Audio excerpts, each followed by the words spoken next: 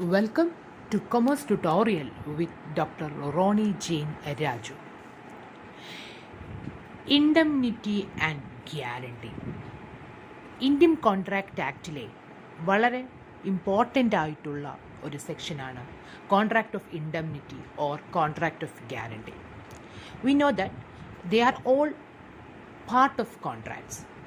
അതുകൊണ്ട് തന്നെ Indian contract ആക്ടിൻ്റെ എല്ലാ തരത്തിലുള്ള ജനറൽ ആയിട്ടുള്ള ലോസും അതിൻ്റെ ജനറൽ ലോസും ഈ കോൺട്രാക്ട് ഓഫ് ഇൻഡംനിറ്റിക്കും കോൺട്രാക്ട് ഓഫ് ഗ്യാരണ്ടിക്കും ആപ്ലിക്കബിൾ ആണ്. ഇന്ത്യൻ കോൺട്രാക്റ്റ് ആക്ടിൻ്റെ ഒരു ഭാഗം തന്നെയാണ്. But it is considered as a different type of contract. Specific ആയിട്ടുള്ള സ്പെഷ്യൽ കോൺട്രാക്റ്റുകളായിട്ടാണ് നമ്മളതിനെ കണക്കാക്കുന്നത്. And it is included in chapter 8, that means from section 124 to section 147 of Indian Contract Act 1872. Indian Contract Act 1872-ൻ്റെ chapter 8-ലെ 124 to 147 വരെയുള്ള ഭാഗത്താണ് ഈ contract of indemnity അല്ലെങ്കിൽ കോൺട്രാക്ട് ഓഫ് ഗ്യാരണ്ടി എന്ന് ഉൾപ്പെടുത്തിയിരിക്കുന്നത്.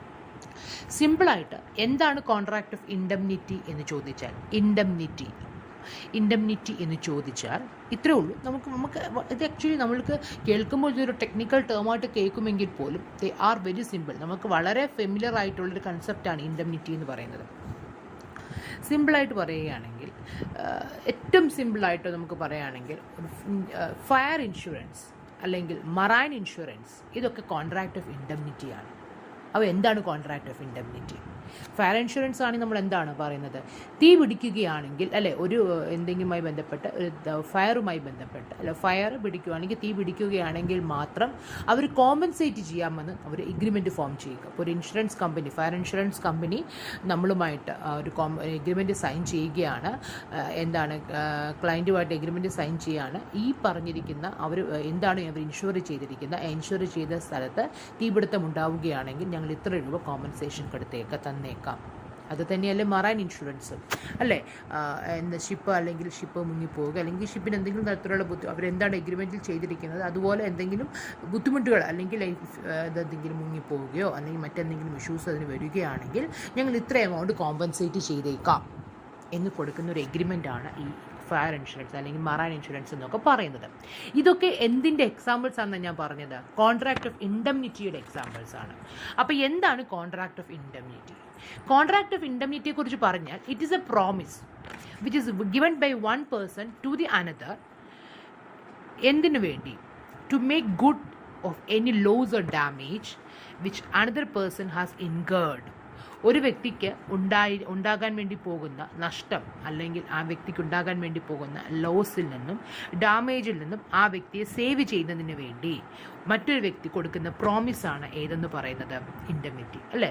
തീപിടുത്തം ഉണ്ടാകുകയാണെങ്കിൽ തീപിടുത്തത്തിൽ ഉണ്ടായ നഷ്ടം നികത്തുന്നതിന് വേണ്ടിയാണ് ഇവിടെ ആ ഫയർ ഇൻഷുറൻസ് കമ്പനി നമുക്ക് പണം നൽകുന്നത്. അതാ പറഞ്ഞത് it is a promise by one party promise is given by a particular person. എന്തിനു വേണ്ടി? To make good the loss or damage which another party has incurred. മറ്റൊരു വ്യക്തിക്കുണ്ടായ നഷ്ടം അല്ലെങ്കിൽ ആ വ്യക്തിക്കുണ്ടായ ഡാമേജ്, ആ വ്യക്തിക്കുണ്ടായ ലോസിനെ നികത്തുന്നതിന് വേണ്ടി മറ്റൊരു വ്യക്തി നികത്താം എന്ന് മറ്റൊരു വ്യക്തി കൊടുക്കുന്ന പ്രോമിസിനെയാണ് it is called contract of indemnity. So contract of indemnity is a promise whereby one party promises the another person to save him from the loss or damage caused to him. അയാൾക്കുണ്ടായിരിക്കുന്ന നഷ്ടത്തെ നികത്തിക്കൊള്ളാമെന്ന് കൊടുക്കുന്ന പ്രോമിസിനെയാണ് indemnity എന്ന് പറയുന്നത്. It is a promise whereby the one party gives a promise that he will save the other from the loss or damage. So എപ്പോഴും ഓർക്കുക. അപ്പോൾ അതിൻ്റെ ഒബ്ജക്റ്റ് എന്ന് തന്നെ നമുക്കറിയാം, മറ്റൊരു വ്യക്തിക്കുണ്ടാകുന്ന നഷ്ടത്തിൽ നിന്നും ആൻറ്റിസിപ്പേറ്റഡ് ലോസിൽ നിന്നും അയാളെ പ്രൊട്ടക്റ്റ് ചെയ്യുകയാണ് ചെയ്യുന്നത് contract of indemnity. Simple example is fire insurance or marine insurance. But എപ്പോഴും നിങ്ങൾ വളരെ ശ്രദ്ധിച്ചിരിക്കണം, ലൈഫ് ഇൻഷുറൻസും മറൈൻ ഇൻഷുറൻസും കോൺട്രാക്ട് ഓഫ് ഇൻഡംനിറ്റി ആകുമ്പോൾ ഞാൻ പറഞ്ഞു തെറ്റിപ്പോയി. ഫയർ ഇൻഷുറൻസും മറൈൻ ഇൻഷുറൻസും കോൺട്രാക്ട് ഓഫ് ഇൻഡംനിറ്റി ആകുമ്പോൾ പക്ഷേ life insurance is not at all a contract of indemnity. Life insurance എന്ന് പറയുന്നത് LIC പോലുള്ള ഇൻഷുറൻസ് കമ്പനി നമ്മുടെ ലൈഫിന് ഇൻഷുർ ചെയ്യുന്ന ലൈഫ് ഇൻഷുറൻസ് ഒരിക്കലും കോൺട്രാക്ട് ഓഫ് ഇൻഡംനിറ്റി അല്ല. So this is about contract of indemnity. So നമ്മളതിൻ്റെ ഡെഫിനിഷനിലേക്ക് കൊടുക്കുകയാണെങ്കിൽ the definition of indemnity is given in section 124 of the Indian contract act as by the Indian contract of indemnity is a contract by which one party promises to save the other from the loss caused to him by the conduct of the promiser himself or by the conduct of any other person. It is a contract by which the one party promises the other. എന്താ promise ചെയ്യുന്നത്? To save the other. ഒരു വ്യക്തി മറ്റൊരു വ്യക്തിക്ക് promise ചെയ്യുന്നു. എന്താ promise ചെയ്യുന്നു? To save that particular person. എവിടെ നിന്ന് സേവ് ചെയ്യുന്നു? From the loss. നഷ്ടം വരുന്നതിൽ നിന്നും അയാളെ സേവ് ചെയ്യുന്നു. നഷ്ടം എങ്ങനെ ഉണ്ടാകുന്ന നഷ്ടം? From the loss caused to him by the conduct of the promisor or by the conduct of the third party. പ്രോമിസറിൻ്റെ പ്രവൃത്തി കൊണ്ടോ തേർഡ് പേഴ്സൻ്റെ പ്രവൃത്തി കൊണ്ടോ അയാൾക്കുണ്ടാകുന്ന നഷ്ടത്തെ നികത്തിക്കൊള്ളാമെന്ന് കൊടുക്കുന്ന പ്രോമിസിനെയാണ് ഇതെന്ന് പറയുന്നത്. അത്തരം കോൺട്രാക്റ്റുകളാണ് contract of indemnity. It is a contract whereby one party promises to save the other from the loss caused to him by the conduct of the promiser or by the conduct of the third person. It is a contract by which one party promises to save the other from the loss caused to him by the conduct of the promiser or by the conduct of a third person. Example പറയുകയാണെങ്കിൽ if A is approaching the court against B to recover a particular sum of money. എന്തിനെ കോടതി സമീപിച്ചു? ആർക്കെതിരെ? ബിക്കെതിരെ എന്തോ ഒരു particular amount recover ചെയ്യുന്നതിന് വേണ്ടി. At that point the C enter in an agreement with B. A ആണ് കോടതിയെ സമീപിച്ചത്. ആർക്കെതിരെ കേസ് കൊടുത്തുകൊണ്ട്? ബിക്കെതിരെ കേസ് കൊടുത്തുകൊണ്ട്. ആ സമയത്ത് സി എന്ന് പറഞ്ഞ വ്യക്തി ബിയെ സമീപിച്ചിട്ട് പറഞ്ഞു that he will compensate the B from the loss or consequence of such court proceedings which A takes against B. A ആണ് ബിക്കെതിരെ കേസ് കൊടുത്തിരിക്കുന്നത്. അപ്പോൾ സി എന്നിട്ട് ബിയോട് പറയുകയാണ്, നിങ്ങൾക്ക് അനുകൂലമല്ലാതെയാണ് അല്ലെങ്കിൽ പ്രതികൂലമായിട്ടാണ് കേസ് വിധിക്കുന്നതെങ്കിൽ ഞാൻ നിങ്ങളെ സഹായിക്കാം. സിക്കെതിരുള്ള കേസിൽ ഞാൻ നിങ്ങളെ സഹായിക്കാം എന്ന് പറയുന്നു. ഇതെന്ന് പറയുന്നത് എന്താണ്? കോൺട്രാക്ട് ഓഫ് ഇൻഡംനിറ്റിയാണ്. കാരണം ബി ആണ് യഥാർത്ഥത്തിൽ എക്ക് ആ പണം കൊടുക്കേണ്ടത് അല്ല. അതിൽ നിന്നും ബിയെ സേവ് ചെയ്യുന്നതിന് വേണ്ടി ആര് കടന്നു വരികയാണ്? സി കടന്നു വരികയാണ്. അപ്പം എപ്പോഴും ഓർക്കുക, ഇവിടെ രണ്ട് വ്യക്തികളുണ്ട്. Contract of indemnity include 2 person. ആ വ്യക്തികളെ നമുക്ക് ഒരു വ്യക്തിയെ ഇൻഡംനിഫയർ എന്നും, ഇൻഡംനിഫയർ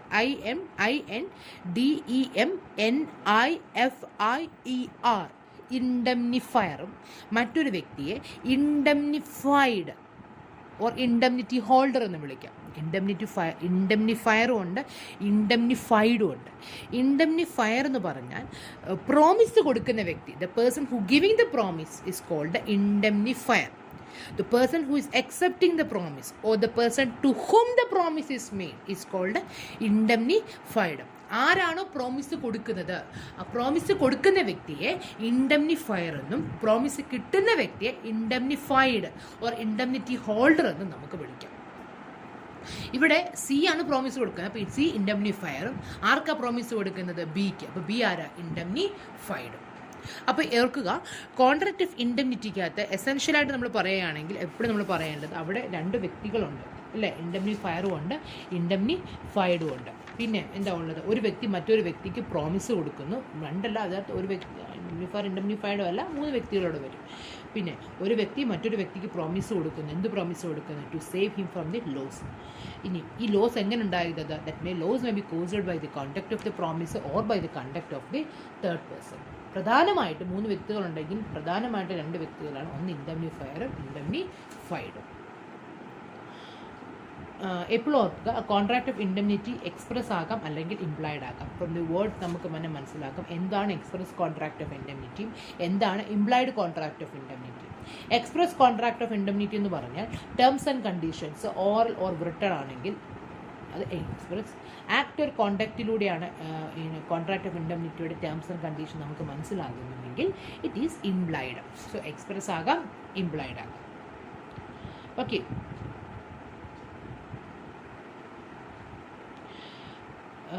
അടുത്തതായിട്ട് വരുന്നത് അപ്പം ഇൻഡംനിഫയറും ഉണ്ട്, ഇൻഡംനിഫൈഡും ഉണ്ട്. അടുത്തത്, what are the rights of an indemnity holder? Indemnity holder എന്ന് പറഞ്ഞാൽ ആരാണ്? The person to whom the promise is made. അയാളുടെ അയാൾക്ക് സഹായം കിട്ടുന്ന വ്യക്തി, പ്രോമിസ് കിട്ടുന്ന വ്യക്തിയാണ് ഇൻഡംനിറ്റി ഹോൾഡർ എന്ന് പറയുന്നത്. അങ്ങനെയാണെങ്കിൽ അയാളുടെ റൈറ്റ്സ് എന്തൊക്കെയാണ്? ഒന്നാമത്തത്, he has a right to get damages. അതായത് നോർമലി ഇയാൾ കൊടുക്കേണ്ടതായിട്ട് വരുന്ന ഡാമേജ്, ചില സമയത്ത് ഇപ്പം നമ്മൾ ഈ കേസിൽ തന്നെ പറഞ്ഞു, എ കോടതിയെ സമീപിച്ചു ബിക്കെതിരെ. ബി എന്തോ കുറച്ച് പൈസ എക്ക് കൊടുക്കാനുണ്ടായിരുന്നു, അത് അടയ്ക്കുന്നതിന് വേണ്ടി എ ആണ് കോടതിയെ സമീപിച്ചത്. അപ്പോൾ നോർമലി ബി അടയ്ക്കേണ്ടതായിട്ട് വരുന്ന ഡാമേജുകൾ അടയ്ക്കേണ്ട ഉത്തരവാദിത്വം, അതായത് നോർമലി ബി അടയ്ക്കേണ്ടതായിട്ട് വരുന്ന ഡാമേജുകൾ ബി അടയ്ക്കേണ്ടതായിട്ട് വരുന്ന ഡാമേജ് നമുക്ക് ആരുടെ കയ്യിൽ നിന്ന് റിക്കവർ ചെയ്ത് മേടിക്കാം? ഇൻഡംനിറ്റി ഹോൾഡർക്ക്, ഇൻഡംനിഫയറിൻ്റെ കയ്യിൽ നിന്ന് റിക്കവർ ചെയ്ത് മേടിക്കാം. മനസ്സിലായി? അതായത് indemnity holder can recover from the ഇൻഡംനിഫയർ. അതായത് ഇൻഡംനിറ്റി ഹോൾഡർ എന്ന് പറഞ്ഞാൽ ആരാണ് ആ പ്രോമിസ് കിട്ടിയ വ്യക്തി, അല്ലെങ്കിൽ അയാൾക്ക് ആരുടെ നഷ്ടത്തെയാണോ നികത്തുന്നത്, അതാണ് ഇൻഡംനിറ്റി ഹോൾഡർ എന്ന് പറയുന്നത്. നഷ്ടം നികത്തുന്ന വ്യക്തിയാണ് ഇൻഡംനിഫയർ. അപ്പം ഏതൊക്കെ തരത്തിലുള്ള എമൗണ്ടുകളാണ് അയാൾക്ക് റിക്കവർ ചെയ്യാൻ പറ്റുന്നതെന്നാണ് പറഞ്ഞത്. ഒന്ന്, ഇയാൾ അടയ്ക്കേണ്ടതായിട്ട് വരുന്ന ഡാമേജ്. ഇപ്പോൾ ചില കേസുകളിൽ ഇൻഡംനിറ്റി ഹോൾഡർ ചില ഡാമേജുകൾ അടയ്ക്കേണ്ടതായിട്ട് വരും, അല്ലേ? അത്തരം ഡാമേജുകളെയൊക്കെ ഇൻഡംനിഫയറുടെ കയ്യിൽ നിന്ന് മേടിക്കാം. അതുപോലെ തന്നെ ചില കോസ്റ്റുകൾ, ചില എമൗണ്ടുകൾ ഇയാൾ അടയ്ക്കേണ്ടതായിട്ട് വരും. അതായത് നോർമൽ കേസിൽ ഇയാൾക്ക് പ്രോപ്പറായിട്ട് ഇയാൾ ആക്ട് ചെയ്ത് വരുമ്പോൾ എന്തെങ്കിലും തേർഡ് പാർട്ടിക്ക് ഇയാൾ എന്തെങ്കിലും എമൗണ്ടുകൾ അടയ്ക്കാനുണ്ടെങ്കിൽ അത് അടയ്ക്കേണ്ടി വരും. അതുപോലെ തന്നെ ഇയാൾക്ക് ആ കോൺട്രാക്റ്റിൻ്റെ ടേംസ് ആൻഡ് കണ്ടീഷൻ അനുസരിച്ചിട്ടുള്ള ഓൾ സംസ്, എന്തൊക്കെ പേയ്മെൻറ്റുകളാണ് അടയ്ക്കേണ്ട എല്ലാ പേയ്മെൻറ്റുകളും അയാൾക്ക് ഇൻഡംനിറ്റി ഹോൾഡർ ഇൻഡംനിഫയറിൻ്റെ കയ്യിൽ നിന്നും റിക്കവർ ചെയ്യാൻ പറ്റും. ഡാമേജുകൾ മേടിക്കാം, ഓൾ സംസ് മേടിക്കാം. ഇൻ കേസ് ചില കേസുകളിൽ സ്പെസിഫിക് പെർഫോമൻസ്, നമ്മൾ ഡിസ്ചാർജ് ഓഫ് കോൺട്രാക്റ്റ് പറഞ്ഞതാണ് എന്താണ് സ്പെസിഫിക് പെർഫോമൻസ്. അത്തരം സ്പെസിഫിക് പെർഫോമൻസ് വേണമെങ്കിൽ പോലും അയാൾക്ക് ചോദിക്കാനുള്ള റൈറ്റ് ഉണ്ട്. So indemnity holder can recover from the indemnifier damages, cost, all sums of money which under the terms of contract. കാരണം ഈ ഫുൾ എമൗണ്ടും ഈ ഇൻഡംനിറ്റി ഹോൾഡർ ഇൻഡംനിഫയറിൻ്റെ കയ്യിൽ നിന്നും മേടിക്കുകയാണ്. These are the rights of an indemnity holder. എപ്പോഴും ഓർക്കുക, നമ്മൾ നേരത്തെ പറഞ്ഞതുപോലെ തന്നെ കോൺട്രാക്ട് ഓഫ് ഇൻഡംനിറ്റി എന്ന് പറയുന്നത് ഏതിൻ്റെ ഭാഗമാണ്? ഇന്ത്യൻ കോൺട്രാക്ട് ആക്ടിൻ്റെ ഭാഗമാണ്. അതുകൊണ്ട് തന്നെ കോൺട്രാക്റ്റിൻ്റെ എല്ലാ എസെൻഷ്യൽ എലമെൻസുകളും കോൺട്രാക്ട് ഓഫ് ഇൻഡംനിറ്റിക്കും ഉണ്ടായിരിക്കണം. എഗ്രിമെൻ്റ് ഉണ്ടായിരിക്കണം, ഫ്രീ കൺസെൻറ്റ് ഉണ്ടായിരിക്കണം, കപ്പാസിറ്റി ഓഫ് പാർട്ടീസ് ഉണ്ടായിരിക്കണം, പിന്നെ കൺസെൻസസ് അതീതം ഉണ്ടായിരിക്കണം, ലോഫുൾ ഒബ്ജക്റ്റ് ആയിരിക്കണം, കൺസിഡറേഷൻ ഉണ്ടായിരിക്കും. ഇങ്ങനെയുള്ള കോൺട്രാക്റ്റിൻ്റെ എസെൻഷ്യൽ എലമെൻ്റ് ആയിട്ട് വരുന്ന എല്ലാ പോയിൻറ്റ്സും എവിടെയും ഉണ്ടായിരിക്കണം, ഇൻഡംനിറ്റിയിലും ഉണ്ടായിരിക്കണം. This is about contract of indemnity. അതായത് contract of indemnity is a promise whereby one party promises the other to save the other from the loss caused to him by the conduct of the promiser or by the conduct of the third person. ഒരു വ്യക്തി മറ്റൊരു വ്യക്തിക്ക് promise കൊടുക്കുകയാണ്. പ്രോമിസറിൻ്റെ പ്രവൃത്തി കൊണ്ടോ third പേഴ്സൻ്റെ പ്രവൃത്തി കൊണ്ടോ അയാൾക്കുണ്ടാകുന്ന നഷ്ടത്തെ ഞാൻ നികത്തിക്കൊള്ളാം എന്ന് കൊടുക്കുന്ന പ്രോമിസിനെയാണ് ഏതെന്ന് പറയുന്നത്? കോൺട്രാക്ട് ഓഫ് ഇൻഡംനിറ്റി എന്ന് പറയുന്നത്. So this is about contract of indemnity. The next one is contract of guarantee. Contract of guarantee means one party giving a guarantee to another person either to perform a promise or to discharge the liability of a third person. This is called contract of guarantee. ഒരു വ്യക്തി മറ്റൊരു വ്യക്തിക്ക് ഒരു guarantee കൊടുക്കുകയാണ്. എന്ത് ഗ്യാരണ്ടിയാണ് കൊടുക്കുന്നത്? ഒന്നെങ്കിൽ എന്തെങ്കിലും ഒരു പ്രോമിസ് പെർഫോം ചെയ്യാമെന്ന്, അല്ലെങ്കിൽ തേർഡ് പേഴ്സൻ്റെ ലയബിലിറ്റി അയാൾ ഡിസ്ചാർജ് ചെയ്തോളാം. തേർഡ് പേഴ്സണോടുള്ള അയാളുടെ ലയബിലിറ്റി ഈ വ്യക്തി ഗ്യാരണ്ടി കൊടുക്കുന്ന വ്യക്തി ഡിസ്ചാർജ് ചെയ്തോളാം എന്ന് കൊടുക്കുന്ന ഒരു ഗ്യാരണ്ടിയാണ് ഏതെന്ന് പറയുന്നത്? Contract of guarantee. Contract of guarantee is also called as contract of suretyship. A contract of guarantee is also called as contract of suretyship. That means one person is giving a guarantee to the another person either to perform a promise or to discharge the liability of a third person. ഒന്നെങ്കിൽ ഒരു promise perform ചെയ്യാമെന്ന്, or to discharge the liability of a third person. Third പേഴ്സൻ്റെ liability അയാൾ നികത്തി ചെയ്തുകൊള്ളൂ, അയാൾ അത് meet ചെയ്തോളാം എന്ന് കൊടുക്കുന്ന പ്രോമിസാണ്, ഗ്യാരണ്ടിയാണ്. It's called what? The contract of guarantee. It is a one party is giving a guarantee to the another person either to perform a promise or to discharge the liability of a third person. Example പറയുകയാണെങ്കിൽ, ഇപ്പം if A is giving a request to C that to lend rupees 100 to B, and A gives a guarantee that B fails to pay the said amount, then he will pay C. A സിയോട് ആവശ്യപ്പെടുകയാണ്, A ആരോട് ആവശ്യപ്പെടുന്നു? സിയോട് ആവശ്യപ്പെടുകയാണ്. എന്താണ് ആവശ്യപ്പെടുന്നത്? C ഒരു 1000 രൂപ ബിക്ക് കൊടുക്കണം. ആവശ്യപ്പെടുന്നതിനോട് കൂടെ അയാളൊരു ഗ്യാരണ്ടിയും കൂടെ കൊടുക്കുകയാണ്. എ ആണ് സിയോട് ആവശ്യപ്പെടുന്നത്. എന്താണ് ആവശ്യപ്പെടുന്നത്? സി ബിക്ക് ഒരു 1000 രൂപ കൊടുക്കുക. അപ്പോൾ ഇവിടെ എ സിയോടാണ് ആവശ്യപ്പെടുന്നത്. അപ്പോൾ എ സിയോട് ആവശ്യപ്പെടുമ്പോൾ തന്നെ എ ഒരു ഗ്യാരണ്ടിയും കൂടെ കൊടുക്കുകയാണ്. സിക്ക് ബി പൈസ തന്നില്ലെങ്കിൽ, ഈ 1000 രൂപ തിരിച്ചു തന്നില്ലെങ്കിൽ ഞാൻ തന്നേക്കാം. ഒരു ഗ്യാരണ്ടി, നിങ്ങൾ ഇവന് ഇച്ചിരി പൈസ കൊടുക്കാമോ, ഇനി ഏതെങ്കിലും കാരണവശാൽ ഇവന് നിങ്ങൾക്ക് തിരിച്ചു തരുന്നില്ല എങ്കിൽ ഞാൻ തന്നേക്കാം, ഉറപ്പാണ് ഞാൻ തന്നേക്കാം. നമ്മളുടെ പ്രാക്ടിക്കൽ സെൻസ് നമ്മൾ ഉപയോഗിക്കുന്ന കാര്യങ്ങളാണ് ഇതെല്ലാം. ഇതിനെയാണ് കോൺട്രാക്ട് ഓഫ് ഗ്യാരണ്ടി എന്ന് പറയുന്നത്. ഏറ്റവും വലിയ നമുക്കറിയാം കോൺട്രാക്ട് ഓഫ് ഗ്യാരണ്ടി. നമുക്കറിയാം ലോണുകളൊക്കെ മേടിക്കാൻ, അല്ലെങ്കിൽ കടത്തിൽ സാധനങ്ങൾ മേടിക്കുക, ലോണുകൾ ഒബ്റ്റെയിൻ ചെയ്യുന്ന സമയത്തൊക്കെയാണ് നമ്മൾ കൂടുതലായിട്ടും കോൺട്രാക്ട് ഓഫ് ഗ്യാരണ്ടി നമ്മൾ ഉൾപ്പെടുത്തുന്നത്. That means a person will come forward and tells a particular lender, or tells a bank or a lender, or the person who is supplying goods that he will please supply this much goods to that particular person. If that person makes any default, then I will pay the amount. ഇയാൾ എന്തെങ്കിലും default വരുത്തുകയാണെങ്കിൽ ഞാൻ നിനക്ക് നൽകാമെന്ന് പറയാം. This is called what? Contract of guarantee. എപ്പോഴും ഓർക്കുക, നമുക്ക് guarantee can be given for goods അല്ലേ. അതുപോലെ തന്നെ വളരെ നമുക്ക് സാധനങ്ങൾക്കാകാം, എന്ത് തരത്തിലുള്ള ഗ്യാരണ്ടികളാകാം. നമ്മളിപ്പോൾ if a guarantee is given for a particular good, it is called fidelity guarantee. കേട്ടോ, നമുക്ക് ഏത് തരം നമുക്ക് നമുക്ക് വളരെ ഫെമിലിയർ ആയിട്ടുള്ളൊരു കൺസെപ്റ്റാണ് കോൺട്രാക്ട് ഓഫ് ഗ്യാരണ്ടി എന്ന് പറയുന്നത്. So when it comes into the definition of contract of guarantee, the definition of the guarantee is given in section 126 of the Indian Contract Act. As per, a contract of guarantee is a contract to perform a promise or to discharge the liability of a third person in case of his default.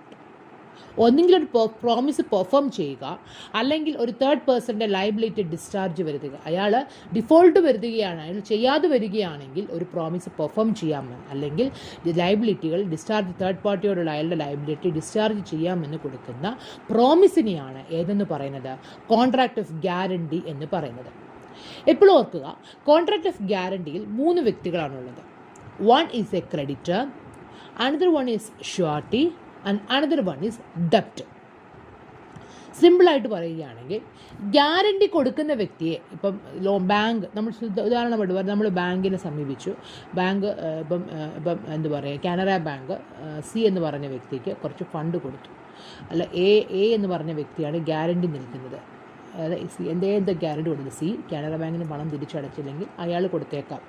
നമുക്കറിയാം, ചിട്ടികൾക്കൊക്കെ നമ്മൾ guarantee നിൽക്കാറുണ്ടല്ലോ. അപ്പോൾ ഈ guarantee നിൽക്കുന്ന വ്യക്തിയാണ് നമ്മൾ ഷ്യൂരിറ്റി എന്ന് വിളിക്കുന്നത്. ആർക്കാണോ നമ്മൾ ഗ്യാരണ്ടി നിൽക്കുന്നത്? ഇപ്പം ഞാൻ പറഞ്ഞു കാനറ ബാങ്ക്, അല്ലെങ്കിൽ for example Canara bank C എന്ന് പറഞ്ഞ വ്യക്തിക്ക് ലോൺ കൊടുത്തത്, അല്ലെങ്കിൽ KSFക്ക് ഒരു ചിട്ടി ഉണ്ടായിരുന്നു. സിയുടെ KSFയിൽ നമുക്ക് ചിട്ടി ഉണ്ടായിരുന്നു എന്ന് വിചാരിക്കുക. സിക്ക് ചിട്ടി ഉണ്ടായിരുന്നു. അപ്പം KSF അത് നമുക്കറിയാമല്ലോ, ചിട്ടി പിടിച്ചപ്പം പൈസ കിട്ടാൻ വേണ്ടി എ ആണ് ഗ്യാരണ്ടി നിൽക്കുന്നതെന്ന് വിചാരിക്കും. അപ്പോൾ എ എന്ന് പറഞ്ഞ വ്യക്തി ഇവിടെ ആരാ? ഷ്യൂരിറ്റിയാണ്. ആർക്കാണോ ഗ്യാരണ്ടി കൊടുത്തത്, ആർക്ക് വേണ്ടിയാണോ ഗ്യാരണ്ടി കൊടുത്തത്? KSFയിൽ ചിട്ടിയുമായി ബന്ധപ്പെട്ട്, അല്ലെങ്കിൽ കാനറ ബാങ്കിൽ ലോണുമായി ബന്ധപ്പെട്ട് നമ്മൾ ഗ്യാരണ്ടി നിൽക്കും. പൈസ ആർക്ക് വേണ്ടി ഗ്യാരണ്ടി നിൽക്കുന്നത്? നമ്മൾ സിക്ക് വേണ്ടിയല്ല. അപ്പോൾ സി ഇവിടെ ആരാന്നറിയാമോ? ഡെപ്റ്ററാണ്. ഇനി ആർക്കാണ് നമ്മൾ ഗ്യാരണ്ടി കൊടുത്തത്? KSF അല്ലെങ്കിൽ കാനറ ബാങ്ക് അല്ലേ. The person to whom the guarantee is given is called creditor. പൈസ കൊടുക്കുക, അതായത് നമ്മൾ ആർക്കാണോ ഗ്യാരണ്ടി കൊടുത്തത്, നമ്മൾ KSFEയിൽ ചിട്ട് പിടിച്ചപ്പോൾ നമ്മൾ ആ പൈസ കിട്ടാൻ വേണ്ടി A എന്ന് പറഞ്ഞ വ്യക്തി നമുക്ക് വേണ്ടി ജാമ്യം നിന്നു. അപ്പോൾ A എന്ന് പറഞ്ഞ വ്യക്തിയെ നമുക്ക് ഷുവർട്ടി എന്നും, C എന്ന് പറഞ്ഞ നമുക്ക് ആർക്ക് വേണ്ടിയാണ് ജാമ്യം നിന്നത്, C എന്ന് പറഞ്ഞ വ്യക്തിയെ ഡെപ്റ്റർ എന്നും, the person to whom the guarantee is given, അല്ലെങ്കിൽ ബാങ്ക്, കാനറ ബാങ്ക് അല്ലെങ്കിൽ KSFE ആണെന്ന് പറയുന്ന വ്യക്തിയാണ് ക്രെഡിറ്റർ എന്നും പറയുന്നത്. Okay, this is about contract of guarantee. Contract of ഗ്യാരണ്ടിയുടെ എസെൻഷ്യൽ എലമെൻസിനെ കുറിച്ച് പറയുകയാണെങ്കിൽ എപ്പോഴും ഓർക്കുക, in a contract of guarantee there are 3 parties. The one is a creditor, another one is a debtor and another one is a surety. എപ്പോഴും ഓർക്കുക, contract of ഗ്യാരണ്ടിയിൽ 3 കോൺട്രാക്റ്റുകളുണ്ട്. ഒരു കോൺട്രാക്റ്റ് ഡെപ്റ്ററും ക്രെഡിറ്ററും തമ്മിലുള്ള കോൺട്രാക്ട്, മറ്റൊന്ന് ഡെപ്റ്ററും ഷുവർട്ടിയും തമ്മിലുള്ള കോൺട്രാക്ട്, മറ്റൊന്ന് ക്രെഡിറ്ററും ഷുവർട്ടിയും തമ്മിലുള്ള കോൺട്രാക്ട്. ആദ്യത്തെ കോൺട്രാക്ട് ഡെപ്റ്ററും ക്രെഡിറ്ററും തമ്മിലുള്ള കോൺട്രാക്റ്റിന്മേലല്ല ഗ്യാരണ്ടി നിൽക്കുന്നത്. അപ്പോൾ ഡെപ്റ്ററും ക്രെഡിറ്ററും തമ്മിലൊരു കോൺട്രാക്റ്റ് ഉണ്ട്, പിന്നെ ഡെപ്റ്ററും ഷുവർട്ടിയും കൂടെ കോൺട്രാക്റ്റ് വരുമല്ലോ, പിന്നെ ക്രെഡിറ്ററും ഷുവർട്ടിയും കൂടെ കോൺട്രാക്റ്റ് വരും.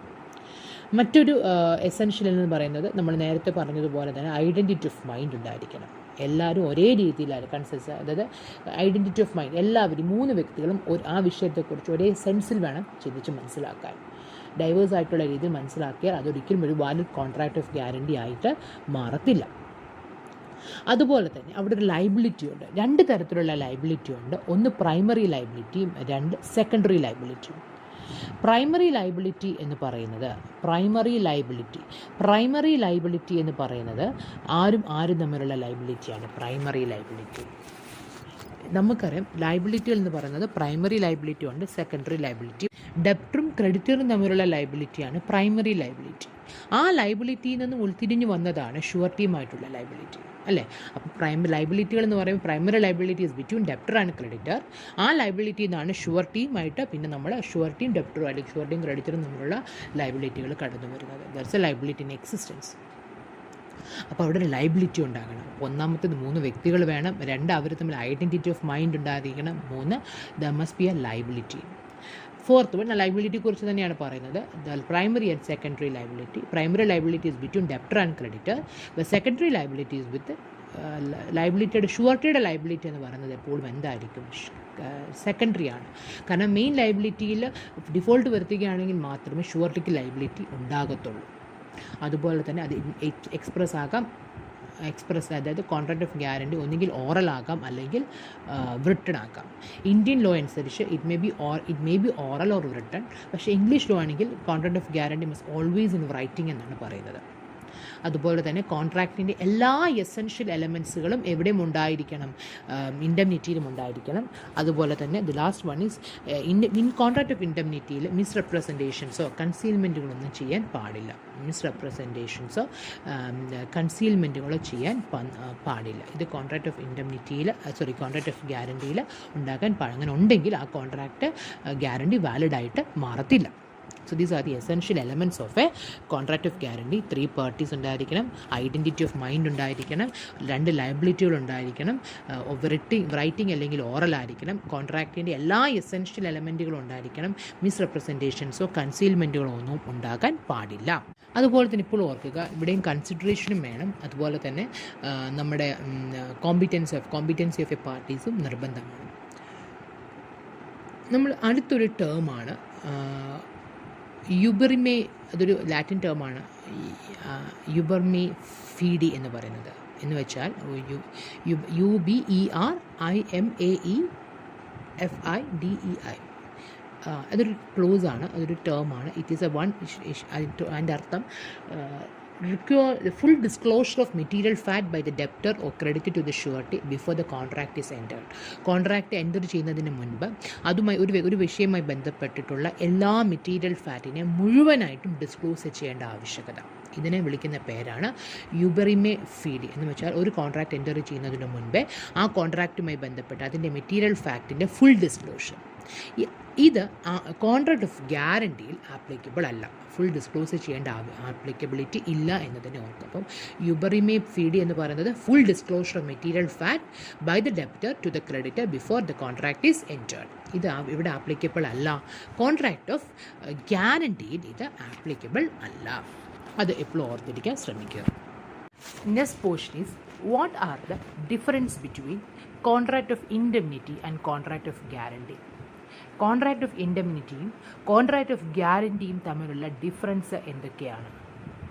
ദ ഫസ്റ്റ് പോയിന്റ് എന്ന് പറയുന്നത് കോൺട്രാക്റ്റ് ഓഫ് ഇൻഡെംനിറ്റി അല്ലേ. ഫസ്റ്റ് കോൺട്രാക്റ്റ് ഓഫ് ഇൻഡെംനിറ്റി എന്ന് പറയുമ്പോൾ നമുക്കറിയാം കോൺട്രാക്റ്റ് ഓഫ് ഇൻഡെംനിറ്റിയിൽ രണ്ട് വ്യക്തികളാണുള്ളത്. ഒരു വ്യക്തിയെ നമുക്ക് ഇൻഡെംനിഫയർ എന്നും മറ്റേ വ്യക്തിയെ നമുക്ക് ഇൻഡെംനിഫൈഡ് എന്നും വിളിക്കാം. അതേസമയം കോൺട്രാക്റ്റ് ഓഫ് ഗ്യാരണ്ടിയിൽ 3 വ്യക്തികളാണ്: ഡെപ്റ്റർ, ക്രെഡിറ്റർ, ഷ്യൂറിറ്റി. ഇതാണ് first difference. When comes to the second difference, contract of ഇൻഡെംനിറ്റിയിൽ 2 കോൺട്രാക്റ്റുകളുണ്ട്. രണ്ട് വ്യക്തികളാണ്. ആ 2 വ്യക്തികൾ തമ്മിൽ ഇപ്പോൾ എത്ര കോൺട്രാക്റ്റ് വരും? ഒരു കോൺട്രാക്റ്റ് വരും. ഇൻഡെംനിഫയറും ഇൻഡെംനിഫൈഡും കൂടെ തമ്മിൽ 1 കോൺട്രാക്റ്റ് ഓഫ് ഇൻഡെംനിറ്റിയിൽ കാണത്തുള്ളൂ. അതേസമയം കോൺട്രാക്റ്റ് ഓഫ് ഗ്യാരണ്ടിയിൽ 3 കോൺട്രാക്റ്റുകൾ വരും. ആരൊക്കെ തമ്മിൽ വരും? ഡെപ്റ്ററും ക്രെഡിറ്ററും തമ്മിൽ വരും, ഡെപ്റ്ററും ഷ്യൂറിറ്റിയും തമ്മിൽ വരും, ക്രെഡിറ്ററും ഷ്യൂറിറ്റിയും തമ്മിൽ വരും. ഡെപ്റ്ററും ഷ്യൂറിറ്റിയുമായിട്ട് അങ്ങനെ 3 കോൺട്രാക്റ്റുകളാണ് കോൺട്രാക്റ്റ് ഓഫ് ഗ്യാരണ്ടിയിൽ വരുന്നത്. മൂന്നാമത്തെ ഡിഫറൻസ്, ഇൻഡെംനിഫയറിൻ്റെ ലയബിലിറ്റി എന്ന് പറയുന്നത് പ്രൈമറി ലയബിലിറ്റി ആയിരിക്കും. അതേസമയം ഷ്യൂറിറ്റിയുടെ ലയബിലിറ്റി എന്ന് പറയുന്നത് സെക്കൻഡറി അല്ലെങ്കിൽ കൊളാറ്ററൽ ലയബിലിറ്റിയാണ്. അത് പറയാൻ കാരണം ഇൻഡെംനിഫയറിനെ സംബന്ധിച്ചിടത്തോളം അയാൾക്ക് വേറൊരു വ്യക്തി പെർഫോമൻസ് അല്ലെങ്കിൽ മറ്റൊരു വ്യക്തിയെ ഉണ്ടാകുന്ന നഷ്ടത്തിൽ നിന്നും സേവ് ചെയ്യാമെന്ന് പറഞ്ഞു കൊടുക്കുന്ന എഗ്രിമെൻ്റാണ്. അതുകൊണ്ട് തന്നെ അവിടെ പ്രൈമറി ലയബിലിറ്റിയാണ്. അതേസമയം ഷ്യൂറിറ്റിയുടെ ലയബിലിറ്റി സെക്കൻഡറി ആണ്. കാരണം ഡെപ്റ്റർ പണം കൊടുത്തില്ലെങ്കിൽ മാത്രമേ ഷ്യൂറിറ്റിക്ക് ലയബിലിറ്റി ഉള്ളൂ. അതുകൊണ്ട് തന്നെ ഷ്യൂറിറ്റിയുടെ ലയബിലിറ്റി എന്താണ്? സെക്കൻഡറി ലയബിലിറ്റി ആണ്. നാലാമത്തേത്, indemnifier need not act at the request of indemnified but surety act at the request of debtor. Indemnified അതിൽ അയാൾക്ക് നഷ്ടം വരുമ്പോൾ അയാൾ പെർഫോം ചെയ്യും. അതിന് ഇൻഡെംനിഫൈഡ് ആവശ്യപ്പെടുകയുണ്ട് എപ്പോൾ അയാൾ പറഞ്ഞിരിക്കുന്ന സംഭവം, അല്ലെങ്കിൽ നമ്മൾ ഇൻഡെംനിറ്റി എന്ന് പറഞ്ഞാൽ എന്തുവായിരുന്നു? It is an agreement whereby one party promises to save the other from loss caused to him by the conduct of promisor or by the conduct of any other person. അല്ലേ? അപ്പോൾ ആ ഒരു സാഹചര്യം വരുമ്പോൾ തന്നെ ഇൻഡെംനിഫയർ എന്ത് ചെയ്യും? അയാൾ പ്രോമിസ് ചെയ്തിരിക്കുന്നത് ചെയ്യും. അതേസമയം ഷ്യൂറിറ്റി അങ്ങനെയല്ല. ഷ്യൂറിറ്റിയുടെ ആവശ്യപ്പെട്ടെങ്കിൽ മാത്രം, ഡെപ്റ്റർ ആവശ്യപ്പെടുമ്പോൾ മാത്രമേ അയാളുടെ ഒബ്ലിഗേഷൻ ഷ്യൂറിറ്റി ചെയ്യത്തുള്ളൂ. എന്താണ് പറഞ്ഞത്? Indemnifier need not act at the request of indemnified where surety act at the request of debtor. അടുത്ത്, ഇൻഡെംനിഫയറുടെ ലയബിലിറ്റി കണ്ടിജൻ്റ് ആണ്. നമ്മൾ നേരത്തെ പറഞ്ഞതുപോലെ തന്നെ കണ്ടീഷൻസിനെ ആശ്രയിച്ചാണ്. കണ്ടിജൻ്റ് എന്ന് പറയുമ്പോൾ അവിടെ ചില കണ്ടീഷൻസ് ഉണ്ട്. എന്ത് കണ്ടീഷനുള്ളത്? ആ ഡെപ്റ്റർ മറ്റേ ആ വ്യക്തിക്ക് നഷ്ടം സംഭവിക്കണം, അല്ലെങ്കിൽ അങ്ങനെ ഒരു കണ്ടീഷനുണ്ട്. ആ കണ്ടീഷൻ ചെയ്യുമ്പോൾ മാത്രമേ ആയിരിക്കത്തുള്ളൂ. അതേസമയം ഷ്യൂറിറ്റിയുടെ ലയബിലിറ്റി സബ്സിസ്റ്റിംഗ് ആണ്. സബ്സിസ്റ്റിംഗ് എന്ന് പറഞ്ഞാൽ നിലനിൽക്കുന്നൊരു ബാധ്യതയാണ്, അല്ലേ? എന്നും നിലനിൽക്കുന്ന, കണ്ടീഷൻസ് ആശ്രയിച്ചൊന്നുമില്ല. ഇറ്റ് ഓൾവേസ് ഇൻ സബ്സിസ്റ്റ് ചെയ്യുന്ന ഒരു ലയബിലിറ്റിയാണ് ഷ്യൂറിറ്റിയുടെ ലയബിലിറ്റി എന്ന് പറയുന്നത്. പ്രധാനപ്പെട്ട ഡിഫറൻസ് ഇത്ര ഓർക്കുക. വേറെയും ഡിഫറൻസ് ഉണ്ട്, പക്ഷേ നിങ്ങൾക്ക് പഠിക്കാൻ എളുപ്പത്തിന് ഇത്രയോ ഡിഫറൻസുകൾ ഓർക്കുക. ഇൻഡെംനിറ്റിയിൽ 2 പാർട്ടീസാണുള്ളത്, ഷ്യൂറിറ്റിയിൽ 3 പാർട്ടികൾ. ഇൻഡെംനിറ്റിയിൽ 1 കോൺട്രാക്റ്റ് ഉള്ളപ്പം ഷ്യൂറിറ്റിയിൽ 3 കോൺട്രാക്റ്റുകളുണ്ട്. ഇൻഡെംനിഫയറിൻ്റെ ലയബിലിറ്റി എന്ന് പറയുന്നത് പ്രൈമറി ലയബിലിറ്റിയാണ്. ഷ്യൂറിറ്റിയുടെ ലയബിലിറ്റി എന്ന് പറയുന്നത് കൊളാറ്ററലാണ്. ഇൻഡെംനിഫൈഡ് റിക്വസ്റ്റ് ഇല്ലാതെ തന്നെ റിക്വസ്റ്റ് ചെയ്യേണ്ട ആവശ്യമില്ല ഇൻഡെംനിഫയർക്ക് പ്രവർത്തിക്കാൻ. അതേസമയം ഷ്യൂറിറ്റിയോട് റിക്വസ്റ്റ് ചെയ്തെങ്കിൽ മാത്രമേ ഷ്യൂറിറ്റി പ്രവർത്തിക്കത്തുള്ളൂ. ഇൻഡെംനിഫയറിൻ്റെ ലയബിലിറ്റി എന്ന് പറയുന്നത് കണ്ടിജൻ്റ് ആണ്. It's depend upon some condition. Whereas ഷ്യൂറിറ്റിയുടെ ലയബിലിറ്റി എന്ന് പറയുന്നത് സബ്സിസ്റ്റിംഗ് ആണ്. എന്ന് പറഞ്ഞാൽ ഇറ്റ് ഓൾവേസ് എക്സിസ്റ്റിംഗ് ആയിട്ടുള്ള ലയബിലിറ്റി ആണ്. അത് മറ്റൊരു ഇമ്പോർട്ടൻ്റ് ആയിട്ടുള്ള ഡെഫിനിഷൻ ഓർത്തോണം. ഇൻഡെംനിറ്റി എന്ന് പറയുന്നത് it can be written or oral. പക്ഷേ ഇന്ത്യൻ ലോയിൽ കോൺട്രാക്റ്റ് ഓഫ് ഗ്യാരണ്ടി റിട്ടണോ ഓറലോ ആകാം. പക്ഷേ ഇംഗ്ലീഷ് ലോ അനുസരിച്ച് റൈറ്റിംഗ് മാത്രമേ ഉള്ളൂ. നമുക്കത് ഡിഫറൻസ് ആയിട്ട് പറയാൻ പറ്റത്തില്ല, പക്ഷേ ജസ്റ്റ് ഫോർ ഇൻഫോർമേഷൻ പറഞ്ഞതേ ഉള്ളൂ. So these are the difference between contract of indemnity and contract of guarantee. അടുത്ത question, what are the different kinds of guarantee? പല തരങ്ങളിൽപ്പെടുന്ന ഗ്യാരണ്ടികളുണ്ട്. അബ്സല്യൂട്ട് ഗ്യാരണ്ടി ഉണ്ട്, കണ്ടീഷണൽ ഗ്യാരണ്ടി ഉണ്ട്, റിട്രോസ്പെക്റ്റീവ് ഗ്യാരണ്ടി ഉണ്ട്, പ്രോസ്പെക്റ്റീവ് ഗ്യാരണ്ടി ഉണ്ട്, ജനറൽ ഗ്യാരണ്ടി ഉണ്ട്, specific guarantee ഉണ്ട്, കണ്ടിന്യൂയിങ് ഗ്യാരണ്ടി ഉണ്ട്, ലിമിറ്റഡ് ഗ്യാരണ്ടി ഉണ്ട്, അൺലിമിറ്റഡ് ഗ്യാരണ്ടി ഉണ്ട്. നമുക്ക് ഓരോ നോക്കാം. അബ്സല്യൂട്ട് ഗ്യാരണ്ടി എന്ന് പറഞ്ഞാൽ absolute guarantee is a one by which ഗ്യാരണ്ടിയർ unconditionally promises payment on the default of the debtor. അവിടെ കണ്ടീഷൻസ് ഒന്നുമില്ല, അൺകണ്ടീഷണലാണ്. അവിടെ അയാൾ ഡെപ്റ്റർ ഡിഫോൾട്ട് വരുത്തുകയാണെങ്കിൽ ഇത്ര എമൗണ്ട് തന്നേക്കാമെന്ന് അയാൾ സമ്മതിക്കുന്നുണ്ട്. പക്ഷേ അതെങ്ങനെയാണ് സമ്മതിക്കുന്നത്? കണ്ടീഷൻസ് ഒന്നുമല്ല, അൺകണ്ടീഷണലി ആണ്. എന്ന് പറഞ്ഞാൽ അവിടെ യാതൊരു തരത്തിലുള്ള കണ്ടീഷൻസും വെച്ചിട്ടില്ല. അപ്പോൾ ഇതാണ് ഏതെന്ന് പറയുന്നത് അബ്സല്യൂട്ട് ഗ്യാരണ്ടി എന്ന് പറയുന്നത്. Absolute guarantee is one which the guarantor unconditionally make promises that he will make the payment when the debtor makes a default. അതേസമയം കണ്ടീഷണൽ ഗ്യാരണ്ടി അങ്ങനെയല്ല, ഇതിന് നേരെ ഓപ്പോസിറ്റാണ്. Here the guarantor make promise only on basis of some conditions. അവിടെ കുറച്ച് conditions ഉണ്ടാകും. ആ conditions ആവുകയാണെങ്കിൽ മാത്രം, കണ്ടീഷൻസ് ഫുൾഫിൽ ചെയ്യണമെങ്കിൽ മാത്രമേ അയാളുടെ ലയബിലിറ്റി ഡിസ്ചാർജ് ചെയ്യത്തുള്ളൂ, അയാളുടെ പ്രോമിസ് ചെയ്യത്തുള്ളൂ. അതാണ് പറഞ്ഞത്. A conditional guarantee is a one which is not enforceable immediately on the default of the debtor but some other contingency. ഇവിടെ ഡെപ്റ്റർ ഡിഫോൾട്ട് വരുത്തിയ ഉടൻ തന്നെ അയാൾ പ്രോമിസ് ചെയ്ത് പേയ്മെൻറ്റ് ചെയ്യത്തില്ല. അവിടെ മറ്റ് ചില കണ്ടീഷൻസ് കൂടെ വെക്കും. ആ കണ്ടീഷൻസും കൂടെ ഫുൾഫിൽ ചെയ്യുകയാണെങ്കിൽ മാത്രമേ നമ്മുടെ ഡെപ്റ്റർ ആ കണ്ടീഷൻസ് ഫുൾഫിൽ ചെയ്യുകയാണെങ്കിൽ മാത്രമേ ഷ്യൂരിറ്റി അത് പെർഫോം ചെയ്യത്തുള്ളൂ, പ്രോമിസ് ചെയ്തത് ചെയ്യത്തുള്ളൂ. അപ്പോൾ അബ്സല്യൂട്ട് ഗ്യാരണ്ടി ഉണ്ട്, കണ്ടീഷണൽ ഗ്യാരണ്ടി ഉണ്ട്. അബ്സല്യൂട്ട് ഗ്യാരണ്ടി എന്ന് പറഞ്ഞാൽ here the guarantor unconditionally promises the payment. അവിടെ ഒരു കണ്ടീഷൻസും ഇല്ല. എപ്പോൾ ഡെപ്റ്റർ ഡിഫോൾട്ട് വരുത്തുന്നു അപ്പോൾ തന്നെ അയാൾ പ്രോമിസ് ചെയ്തിരിക്കുന്ന എമൗണ്ട് കൊടുക്കും. അതേസമയം കണ്ടീഷണൽ ഗ്യാരണ്ടിയിൽ അങ്ങനെയല്ല. അവിടെ ഡിഫോൾട്ട് വരുത്തുകയും വേണം, മറ്റു ചില കണ്ടീഷൻസും കൂടെ ഫുൾഫിൽ ചെയ്യണം. Another type of guarantee is retrospective guarantee or prospective guarantee. Retrospective guarantee എന്ന് പറഞ്ഞാൽ നിലവിലുള്ള ഒരു ഡെപ്റ്റിന് എക്സിസ്റ്റിംഗ് ഡെപ്റ്റിനാണ് ഗ്യാരണ്ടി കൊടുക്കുന്നുവെങ്കിൽ it is called as retrospective guarantee. When a guarantee is given for an existing debt, നിലവിലുള്ള ഒരു ഡെപ്റ്റിനാണ് guarantee കൊടുക്കുന്നതെങ്കിൽ we can call it as retrospective guarantee.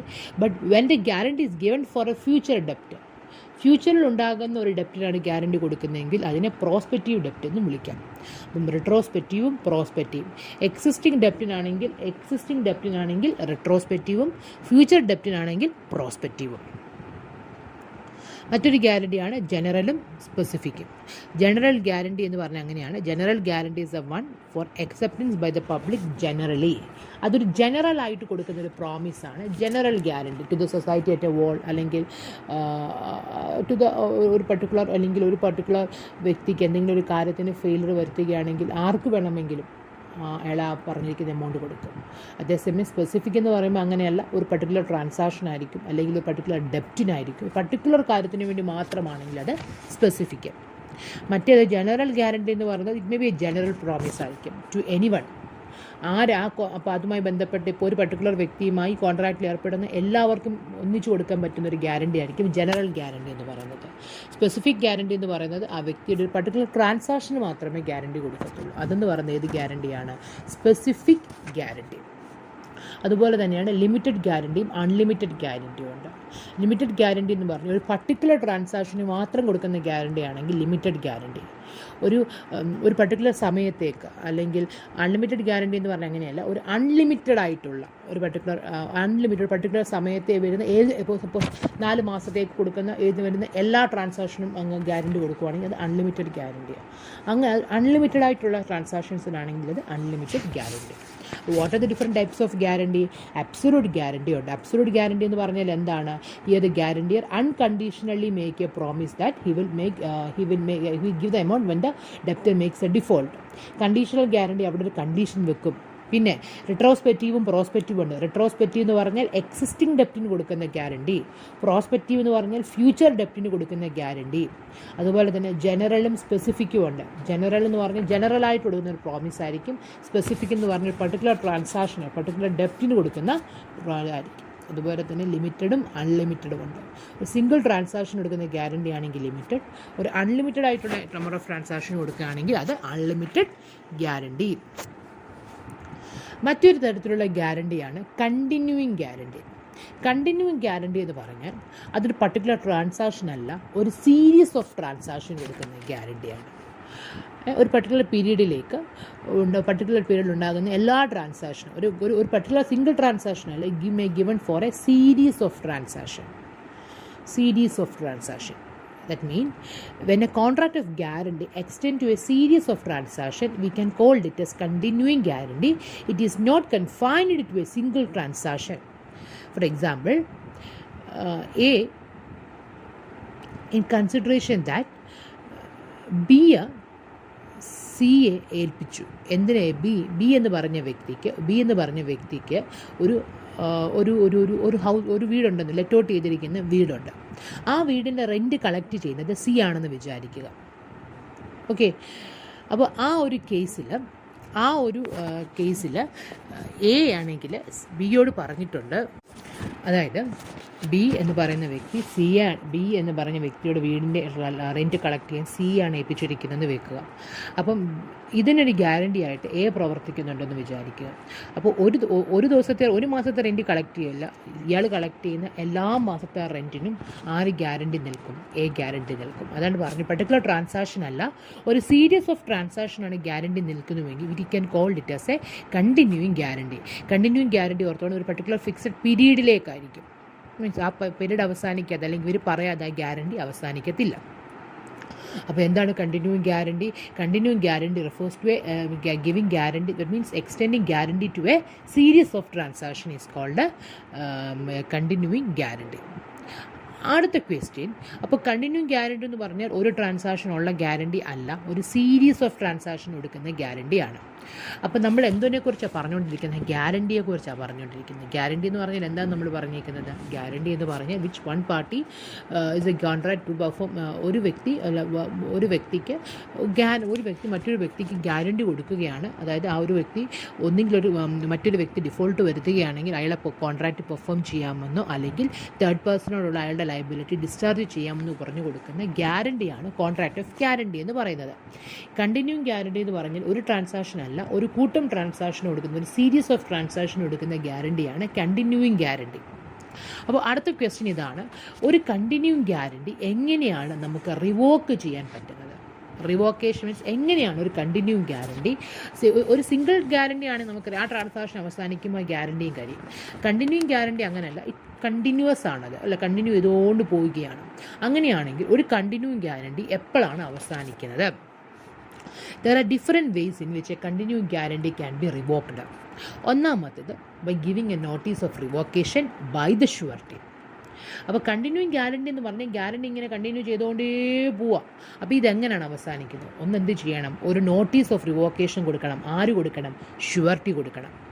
When guarantee is continuing, it is open to the surety to terminate the same after giving due notice to the creditor. ആർക്കായി notice കൊടുക്കേണ്ടത് നോക്കിക്കേ? ക്രെഡിറ്റർക്ക് notice കൊടുക്കേണ്ടത്. മനസ്സിലായോ പറഞ്ഞത്?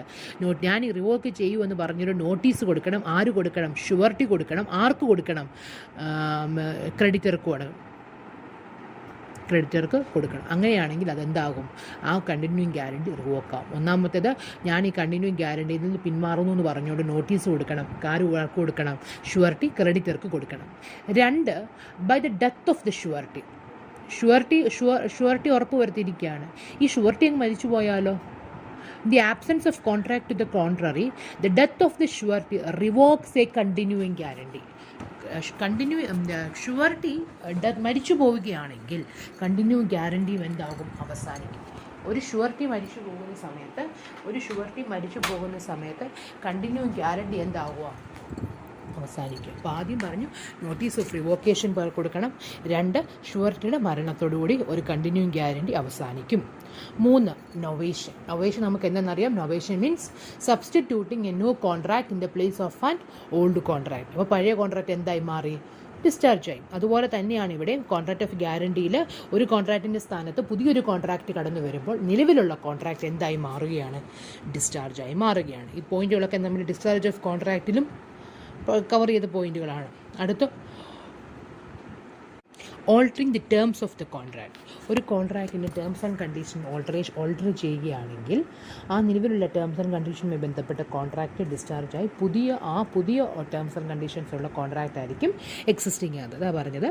The contract act provides that when the terms of the contract between the creditor and debtor are altered without the consent of the surety will be discharge. എപ്പോഴും ഓർത്തോണം, ഷുവർട്ടിയുടെ സമ്മതമില്ലാതെ അല്ലെങ്കിൽ ഷുവർട്ടിയുടെ സമ്മതമില്ലാതെ ഡെപ്റ്ററും ക്രെഡിറ്ററും തമ്മിലുള്ള കോൺട്രാക്റ്റിൻ്റെ ടേംസ് ആൻഡ് കണ്ടീഷനിൽ മാറ്റങ്ങൾ വരുത്തിയാൽ അത് ഷുവർട്ടിയോട് പറയുകയാണെങ്കിൽ ഡിസ്ചാർജ് ആവത്തില്ല. അതേസമയം ഷുവർട്ടിയോട് പറയാതെയാണ് ഡെപ്റ്ററും ക്രെഡിറ്ററും തമ്മിലുള്ള ടേംസ് ആൻഡ് കണ്ടീഷൻസിൽ മാറ്റം വരുത്തുകയാണെങ്കിൽ ആ കോൺട്രാക്റ്റ് എന്തായി? ഡിസ്ചാർജായി മാറി. അപ്പോൾ ഒന്ന്, നോട്ടീസ് ഓഫ് റിവോക്കേഷൻ കൊടുക്കണം. 2, ഷുവർട്ടി മരിച്ചു. 3, novation, substituting a new contract in the place of an old contract. 4, alteration of the terms and condition between creditor and debtor without the consent of the surety. 5, by release of principal debtor. Debtor ക്രെഡിറ്റർക്ക് പൈസ കൊടുത്തില്ലെങ്കിലല്ലേ ഷുവർട്ടിക്ക് ബാധ്യതയുള്ളൂ. Debtor ക്രെഡിറ്റർക്ക് അങ്ങ് പണം കൊടുത്തു കഴിഞ്ഞു, അപ്പോൾ എന്തായി മാറുന്നു? ഷുവർട്ടിയുടെ ബാധ്യതയുണ്ടോ? ഇല്ല. ഇതാണ് പറഞ്ഞത്, release of debtor. If there is any contract between a creditor and debtor by which debtor is released, the continuing guarantee of the surety is also revoked. ഒന്നെങ്കിൽ എയും ബിയും കൂടെ തമ്മിലുള്ള, അല്ലെങ്കിൽ സപ്പോസ് എയും ബിയും ഡെപ്റ്ററും ക്രെഡിറ്ററും അവർ തമ്മിലുള്ള കോൺട്രാക്റ്റ് അങ്ങ് അവസാനിക്കുക, അല്ലെങ്കിൽ ആ കോൺട്രാക്റ്റിൽ നിന്നും ഡെപ്റ്ററിനെ റിലീസ് ചെയ്യുകയാണെങ്കിൽ, ക്രെഡിറ്റർ ആ ഡെപ്റ്ററിൽ നിന്ന് ആളെ റിലീസ് ഒന്നെങ്കിൽ അയാൾക്ക് പണം അടയ്ക്കുക, അല്ലെങ്കിൽ അയാളെ റിലീസ് ചെയ്ത് വിടുകയാണെങ്കിലും ഷുവർട്ടിയുടെ ഡിസ്ചാർജ് ലയബിലിറ്റി എന്തായി മാറി? കോൺട്രാക്റ്റ് എന്തായിട്ട് മാറി? റിവോക്കായിട്ട് മാറി. അപ്പോൾ ഏതൊക്കെയാണ്? By giving notice of revocation, death, novation, alteration, by release of debtor. അടുത്തത് by creditors act of omission എന്ന് പറഞ്ഞാൽ ക്രെഡിറ്ററിൻ്റെ ഏതെങ്കിലും പ്രവൃത്തികൾ കൊണ്ട് if there is any act or omission of the creditor which result into a remedy of the surety against the debtor.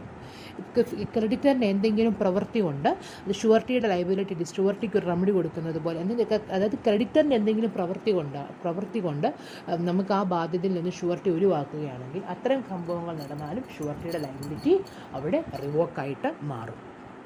അതാ പറഞ്ഞത്, any act or omission of the creditor which results in a remedy of the surety against the creditor. ക്രെഡിറ്ററിന് എന്തെങ്കിലും പ്രവൃത്തി കൊണ്ടുവേണമെങ്കിലും surety അതിന് ലയബിലിറ്റിയിൽ നിന്നും ഒഴിവാക്കാം. So these are the various modes in which the continuing guarantee can be revoked. Notice of revocation, death of the surety, novation, alterations of the terms of condition, release of debtor and creditors act or omission.